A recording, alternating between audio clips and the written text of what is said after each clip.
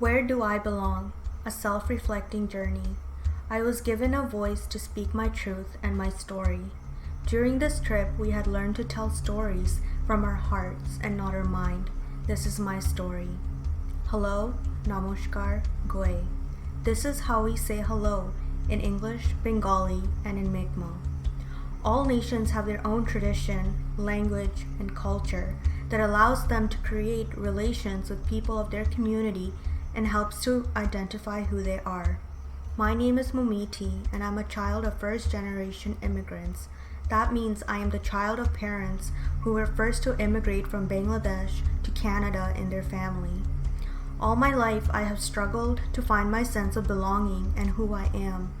I'd like to begin by telling you a story about Jeff Ward, a general manager at the Member 2 Heritage Park, who we had the pleasure of meeting. Jeff helped us build our own drum using moose skin.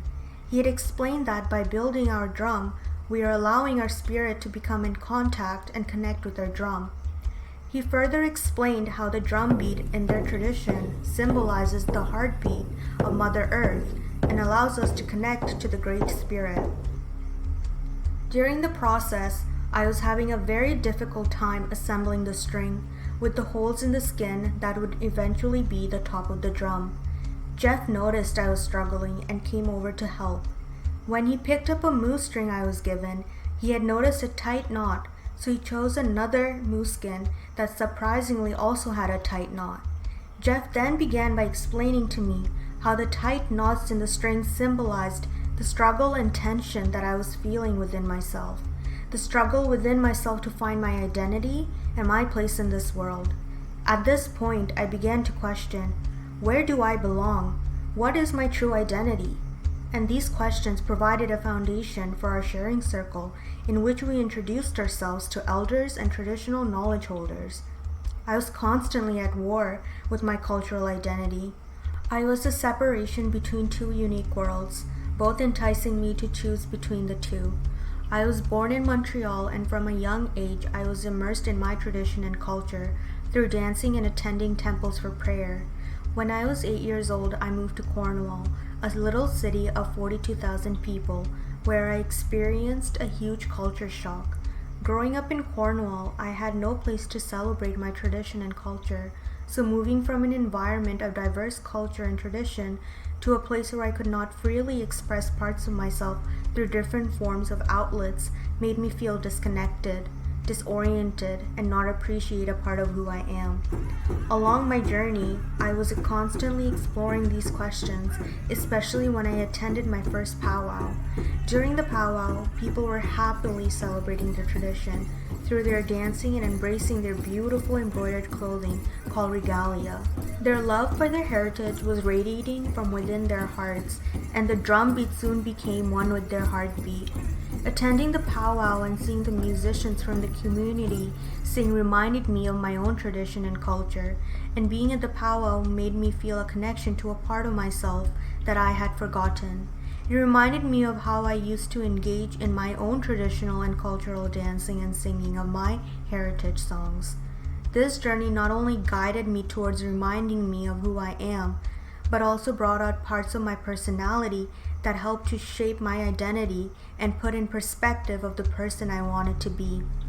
We had the pleasure of going to Glooscap Cave, known as the center of the earth to the Mi'kmaq people.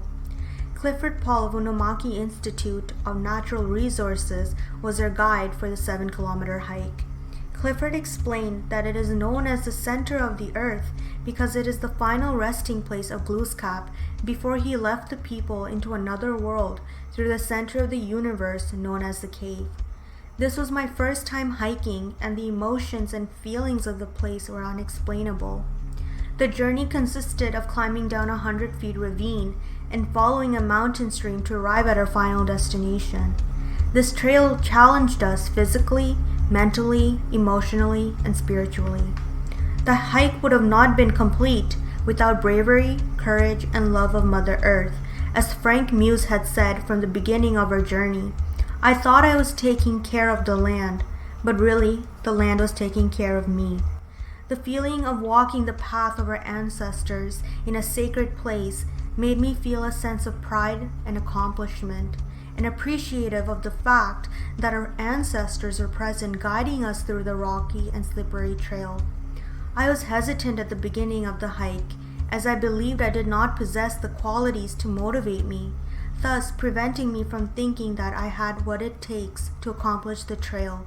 As soon as we approached the 100-feet ravine, my heart started beating at a rapid and abnormal pace, the loud voice inside me constantly reminding me that I will not be able to do it, and at a point in the middle of the stream on a rock, I stopped and did not want to go further.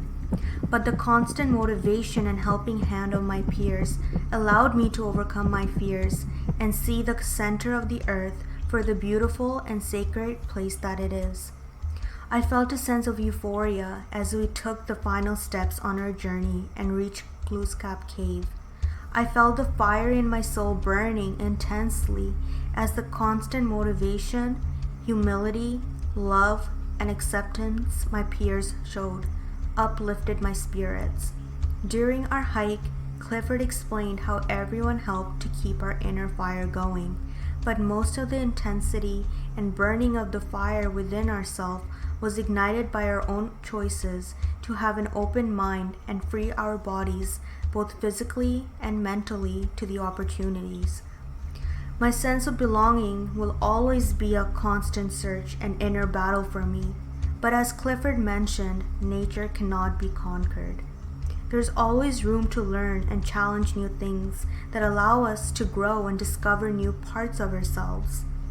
My journey with myself, my peers, my elders, and my teachers has enlightened my spirit and taught me bravery and humility.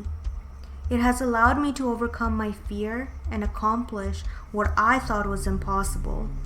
This journey has allowed me to show a part of myself that I didn't know was hidden deep within myself, and most importantly, reminded me of who I am. For now, I have found peace knowing I belong to something and happy with the person I have become in this journey. Walalan.